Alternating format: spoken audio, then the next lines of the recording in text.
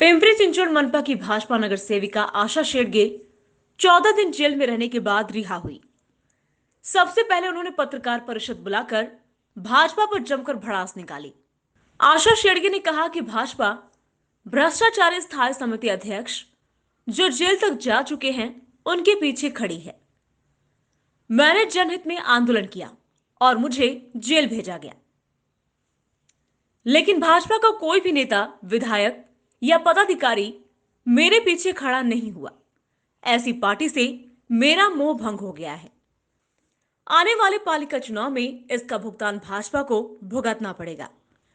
ऐसी चुनौती भाजपा की नगर सेविका आशा शेडगे ने दी है।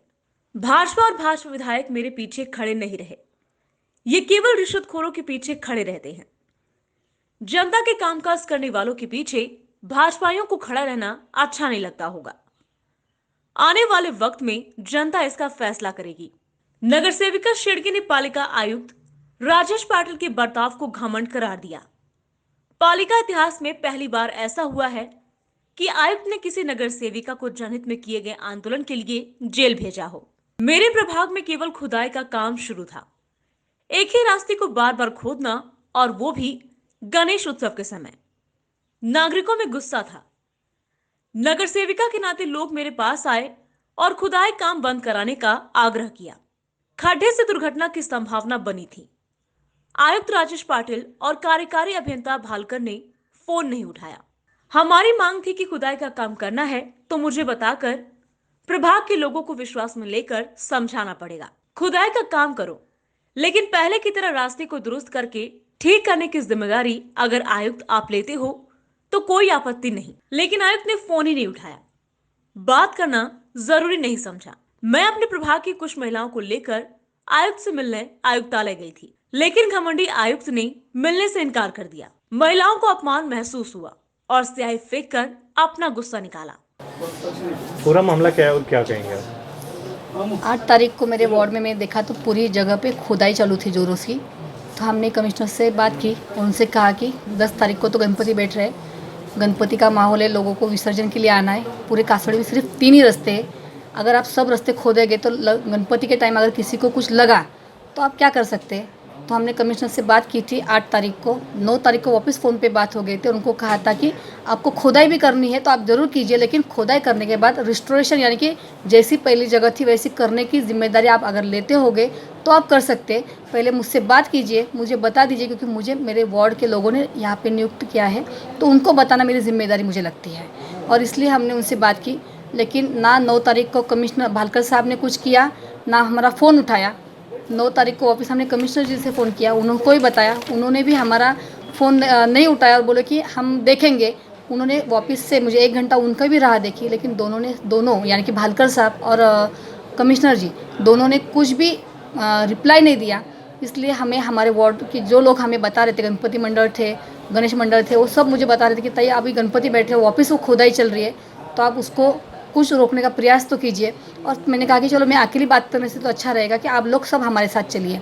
तो हम हमारे सब महिला मंडल के साथ यहाँ पे आए थे, लेकिन जो बर्ताव कमिश्नर ने किया, जो घमंड उनको है वो बहुत ख़राब है कि उन्होंने सब हम महिला लोग उनके दरवाजे में बैठे थे बाहर से बाजू में, तो उसी कैंपस में वो हमको पैदल मीन्स उनके पैरों से निचोड़ते हुए सामने से जा रहे थे, जबकि फिर महिलाओं ने उनका विरोध किया था। उसके बाद क्या हुआ?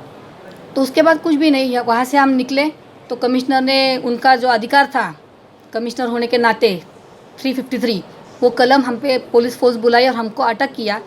ये मैं यहाँ पे कमिश्नर जी का एकदम निषेध करती हूँ, क्योंकि उन्होंने आज तक के इतिहास में ऐसा कभी हुआ नहीं कि टैक्स पेयर नागरिक को कभी जेल कमिश्नर की वजह से खाना पड़ा। और मेरे साथ मेरे महिला भगिनी जो थे उन्होंने 13 दिन तक मेरे साथ जेल काटी। उसका खेद मुझे ज़रूर है, लेकिन कमिश्नर की जो मानसिकता है, सोच है, उसकी यहाँ पे मैं निंदा करती हूँ। होते हुए भी दोनों आमदार जिन्हें कुछ इसके बारे में बीच में नहीं आए क्या? पता नहीं उनको ऐसा क्यों नहीं लगा कि अगर कोई नगर सेवक अपने पक्ष की लोगों के लिए झगड़ रही है, लोगों के लिए कमिश्नर से बात कर रही है, तो वो सब हमारे साथ होने चाहिए थे। लेकिन उन्होंने ऐसा कुछ भी करना अच्छा नहीं लगा रहेगा शायद। उनको गलत चीज़ों में पाठिंबा देने की आदत है, ऐसा मुझे लग रहा है। आगे जाके भाजपा में आप रहेंगे या वक्त डिसाइड करेगा। यानी अभी तक आप नाराज़ नहीं हो? नाराज़ क्यों नहीं रहेंगे? अगर कोई पैसे लेते हुए पकड़ा जाता है, उसके लिए पक्ष अगर पत्रकार परिषद लेती रहेगी और हम अगर लोगों के लिए झगड़ रहे, हमारे लिए अगर कोई पक्ष हमारी बाजू नहीं मांडेंगे तो हमें तो खराब लगेगा। और मेरे से ज़्यादा लोग डिसाइड करेंगे ना कि कौन किस तरह से बर्ताव कर रहा है। लोग बहुत समझदार है, होशियार हो गए आज। अभी तो आपके सब पत्रकारों से हमें पता चला कि हमारे सहयोगी और भारतीय जनता पार्टी के नगर सेविका जो है आशाताई शेंडगे और सीमाताई माजी स्थायी समिति सभापति, उन्होंने प्रेस ली, मगर वो प्रेस लिया नहीं लिया कुछ भी हमको पता नहीं। और आप जो पूछ रहे कि वो भारतीय जनता पार्टी के ऊपर कुछ आरोप लगा रहे कि हमारे पीछे कोई नहीं, वो तो पहली बात तो ये है कि सम्मानीय जो नगर सेवक है और जो पदाधिकारी है उनको लोकशाही में जो अपनी भूमिका जो है वो करने के लिए अलग अलग फोरम है और अलग अलग फोरम से हम सभी लोग इस महानगर पालिका में जो हमारा काम है जनते लोगों का वो करते हैं और उसी हिसाब से उन्होंने सब फोरम का एक करके काम करना चाहिए था, ऐसा हमें लगता है। Report VSRS news, Pimpri Chinchwad.